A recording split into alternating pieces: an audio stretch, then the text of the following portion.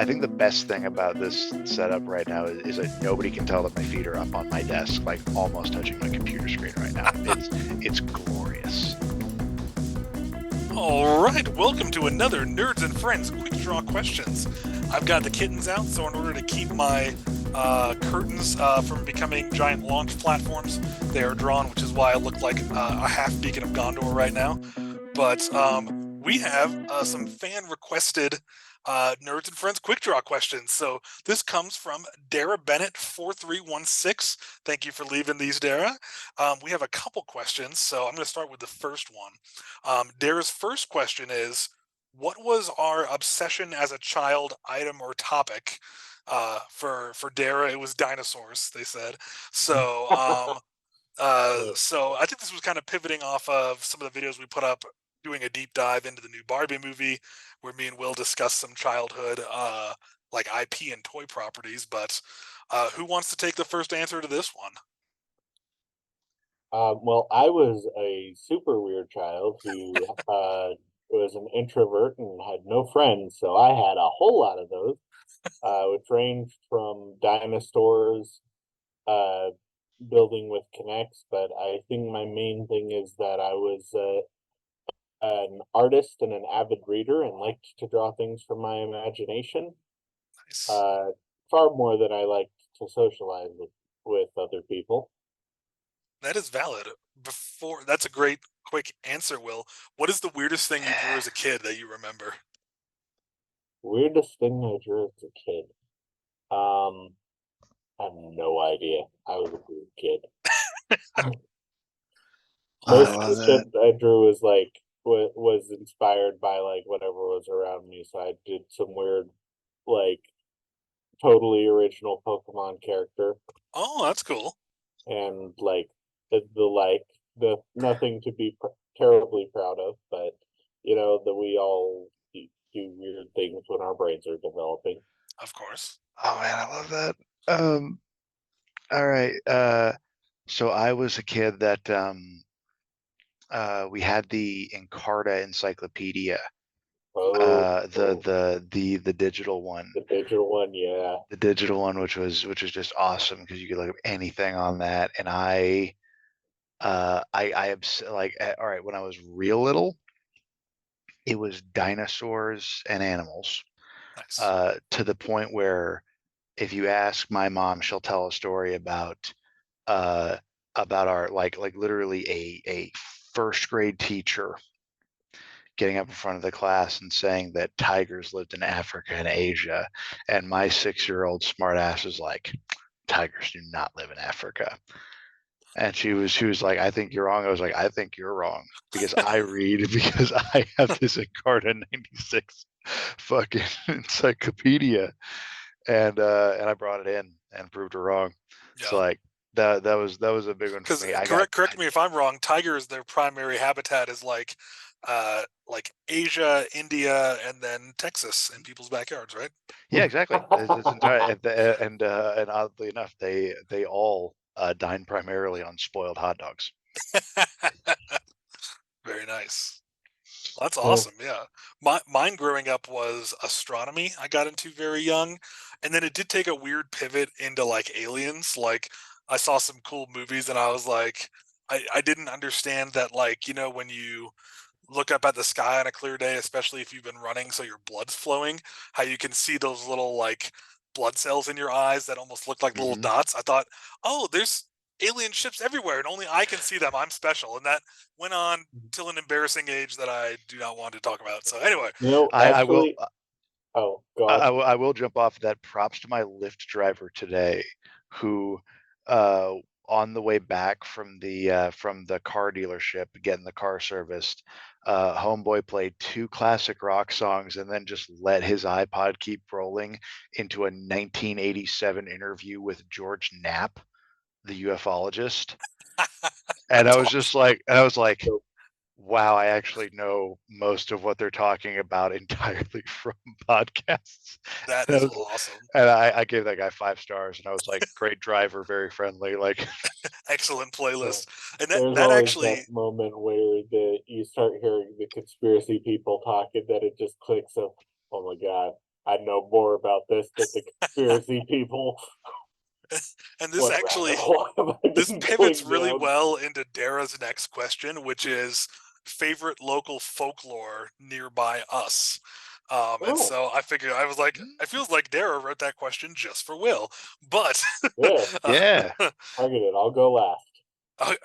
well, I was gonna say since I live close to Will, I can't really think of any that are local here to Colorado.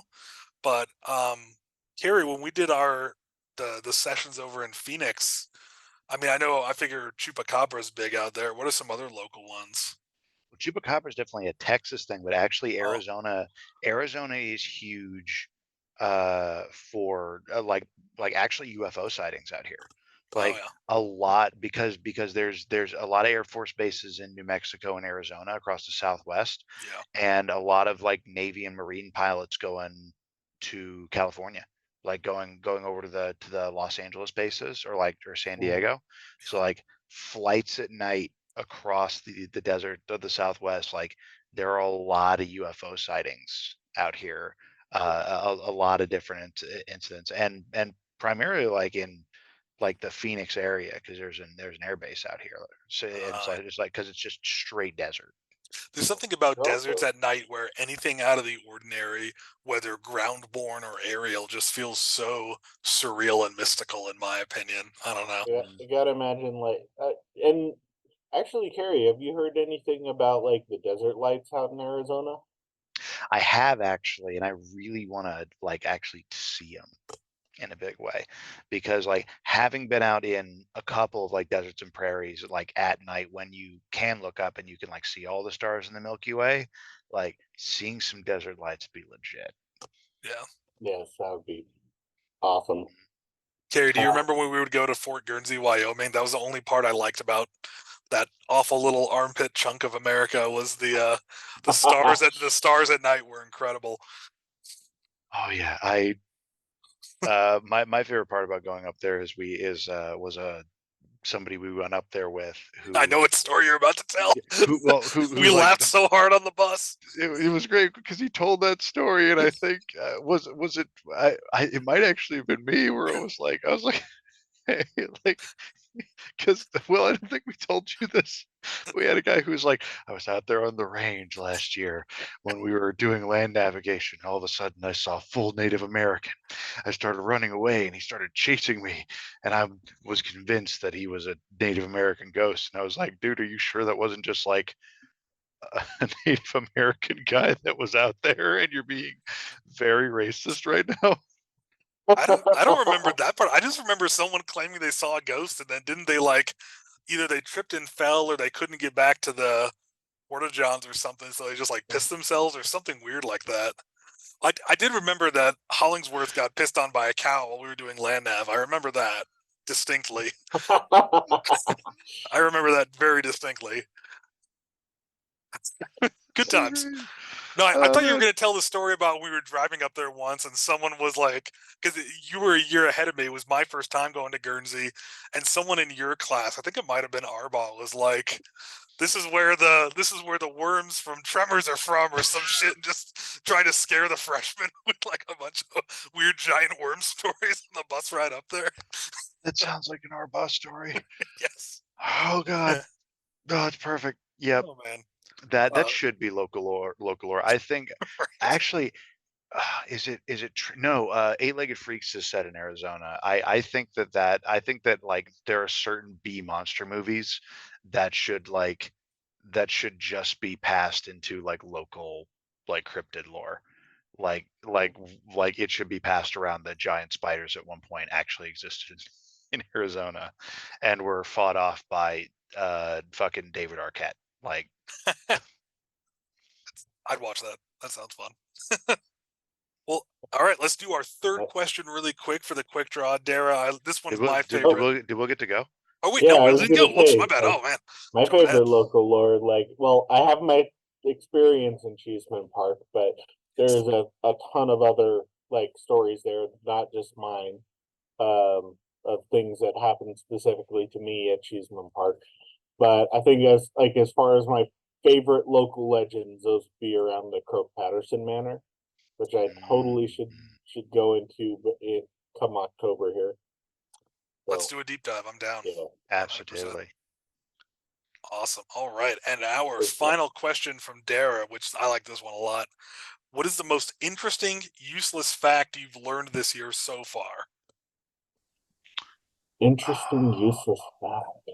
For me, it was actually last night. I was having some insomnia and I was just scrolling through social media, just trying to get sleepy. And I came across an article, I think it was in the BBC, that said some scientists, I believe with the University of Chicago, are close to proving the existence of a fifth force of nature. Mhm. And I was like, this is intriguing. So I read the article and it was something about like kind of the gyration of like I think quarks. And as I read the article though, I was like, I don't know enough about this. So I did kind of a deep dive into, I spent like an hour and a half reading about it, about the four forces of nature, which were gravity, which I knew about, electromagnetism, which I knew about, and then the strong and weak force, which are at the atomic level.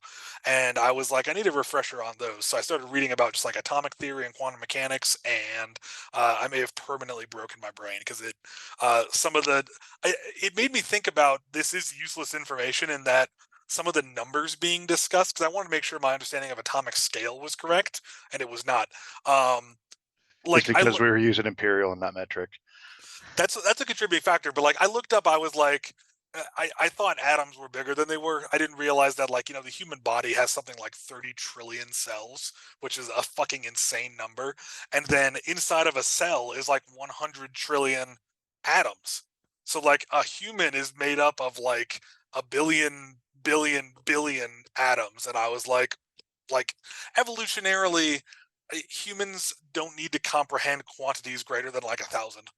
So I was just like, my brain is, this is useless to me because I just can't. And then they were saying that like the actual realistic model of an atom is like a three-dimensional waveform, and I was like, I can't even wrap my fucking brain around that. So that was my useless thing. I think I burned a bunch of brain cells at just understanding how little I understand about I the mean, I fabric of mean, reality. So out of all of us, you are the most prepared to go watch Oppenheimer now. Like, yeah, I did. I actually I read more or less about this. I already knew about the science because I did read a book in high school about like kind of the mechanics of fission and fusion bombs. mhm. And then I read about the history about Oppenheimer going in, and I thought it for trying to sum up a lot of stuff. It was a very well done movie, but that's a different tangent. I don't need to go on. So anyway, that's Oh my yeah. answer. All right, cool. No, that's I, solid. my quick Yeah. thing I will say, I said it in another podcast, I'm going to say it again. I did hashtag Barbenheimer double feature. Oppenheimer was a 9.5 out of 10. Excellent movie. Barbie was a 10 out of 10. That movie fucking rocked. It was I need it to was I need way to see better it. than a movie about a toy line had any right to be. It was so goddamn good. I loved it. So I need to see it because like whenever any director lets Ryan Gosling cut as loose as Ryan Gosling can cut loose, yes. I I enjoy and I love that everybody that like there's people who are like, he's like too dumb. I'm like, no, this is perfect. Yes. This is I'm like, have you perfection. seen The Nice Guys? Let Ryan Gosling do more of that, please. Yes. All right. That's good. Will, do you have a good useless fact? I'm really trying to rack my brain. I don't think of what a good useless fact is. I know a lot of useless facts. I can't think of any like that I learned this year off the top of my head. It could be just You got, the most recent useless fact you've learned. I couldn't even tell you what the most recent was. You can get high off of nutmeg. Not Um, me, I'm allergic. yeah. Well, and you probably shouldn't. It's nutmeg is also poisonous in large quantities. Mm. Um, I knew it. Allergy superiority. We are actually more evolved. Canary in the coal mine, dude. Um, okay, so maybe this isn't a fact, but I pick up on things a lot. Um, and I've been watching a lot of old Let's Play videos. So Wait, I'm let's play. I know that. What is that? I've heard of that. it's like it'll be people playing a video game and like doing commentary over it. Oh, okay. You know, like real popular one back in the day was Super Best Friends, like two best friends play X, Y, or Z. Um, it got really big on YouTube, but like I've taken to watching them when I'm working because they're just interesting and fun. I know so many weird like terms for like things going wrong in old video games now, like clipping, check this out, my character's like clipping through the wall. Like I know all the because like the super best friends were all like they all worked in the video game industry in some Nice. capacity, like in like sound design or something. So like they all knew about this, like or like localization. So like it's not going to affect anything I ever do. But I have picked up on so many weird terms. It's like, oh yeah, the polygons in like the PS1 were fucking terrible, but they really knew how to do shit with them. It's like I don't, You're like, okay. but I know them now. That's awesome. Well, guys, thank you for a great Nerds and Friends quick draw question. Y'all are awesome. Thank you, Dara, for the fun questions. Anyone watching, hit us with some more questions. We're happy to do these. These are fun, and we absolutely in October will need to do that deep dive with you. Yeah, Let's this get was fun. creepy. Let's get creepy with it. I love it. Let's do some creepy stuff. See you guys next time.